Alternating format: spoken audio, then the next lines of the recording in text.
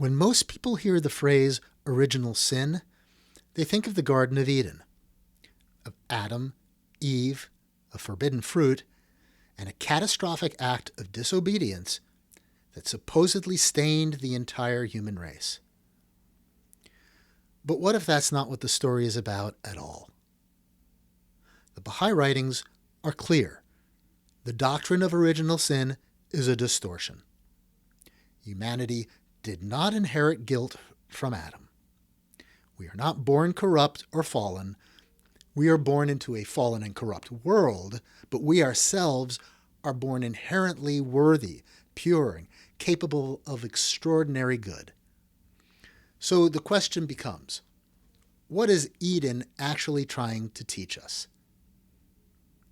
In the garden are two trees, the tree of knowledge and the tree of life. The tree of life represents God's covenant, the divine guidance that connects humanity to the source of all wisdom, justice, and unity. It's the path of spiritual maturity, the way human beings learn to live in harmony with God and with the rest of His creation. The tree of the knowledge of good and evil symbolizes knowledge unmoored from guidance, power without enlightenment, autonomy without humility. In other words, the temptation to grasp for power before we're ready to wield it. Yes, the story depicts disobedience, but the consequences are not the stain of original sin, only the natural result of choosing power over guidance. And this is where the ancient story becomes our story. Modern psychology tells us that each of us carries different parts within us, inner fragments shaped by instincts, memories, fears, and longings. And one of the most universal is the powerless infant part. We arrive in this world completely dependent. Every need is met only through someone else's mercy. And for many, that early vulnerability becomes a hidden, exiled part of the psyche that still whispers, "You're not enough. You're not safe. You're too small. You're not in control." As adults, we respond to the memory of that fear in different ways. Some of us try to outrun it. That inner insecurity, what some psychologists call a core inferiority complex, pushes us to grasp desperately for control. We want to feel powerful, so we overcompensate. This is the symbolic reach for the tree of knowledge, the attempt built on fear to be like gods. Others take the opposite path.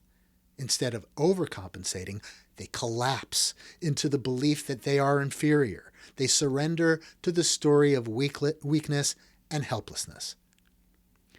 And in that state, they worship, fear, and resent those they see as more powerful, handing over their agency even as they secretly feel contempt.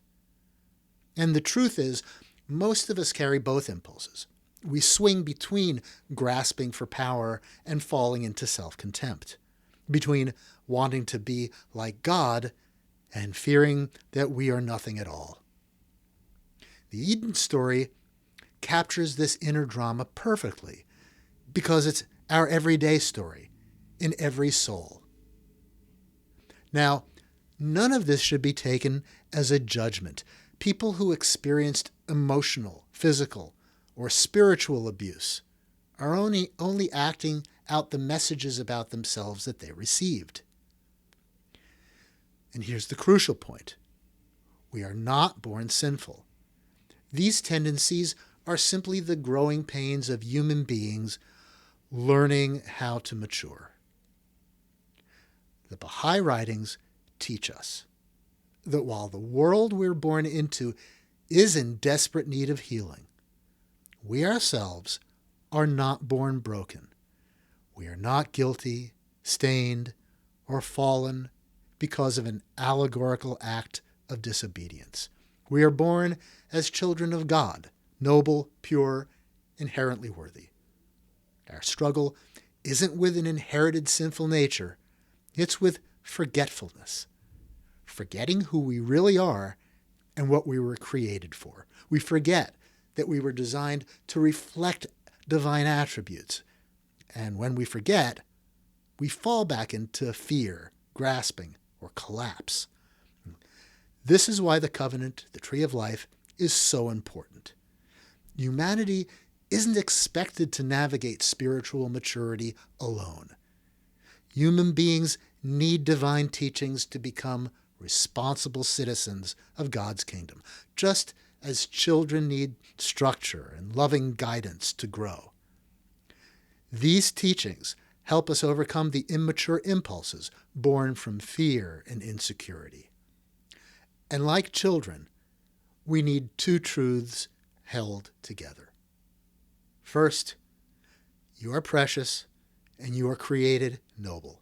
Nothing in your past can erase the divine spark within you. Second, there are spiritual principles that light the way. Justice, unity, truthfulness, compassion, humility, and fidelity to divine guidance are some of the conditions of genuine spiritual maturity. But that doesn't mean the path is easy. The further we stray from our own divine spark by rejecting the covenant, the deeper the hole we dig. And climbing out becomes harder, not because God withdraws, but because we drift from the conditions that allow our true nature to shine. But in context, the story of Eden is a hopeful story. The tree of life doesn't disappear. At the very end of the New Testament, in the very last chapter of the book of Revelation, the tree of life stands strong in the city of God, providing shade for the healing of the nations. We are not inherently sinful. We are inherently teachable. At any moment, we can stop grasping out of insecurity or collapsing into shame. We can turn toward guidance, grow through it, and remember who we truly are. Eden reminds us that the covenant, the tree of life, has always been the way back to our true selves. The Baha'i teachings say that the way is open, rooted in God's guidance, illuminated by his covenant, and grounded in the truth that we are created noble. And in our day, Jesus the high priest, or great educator, has opened the door with a key of David, a profound education into the covenant of God.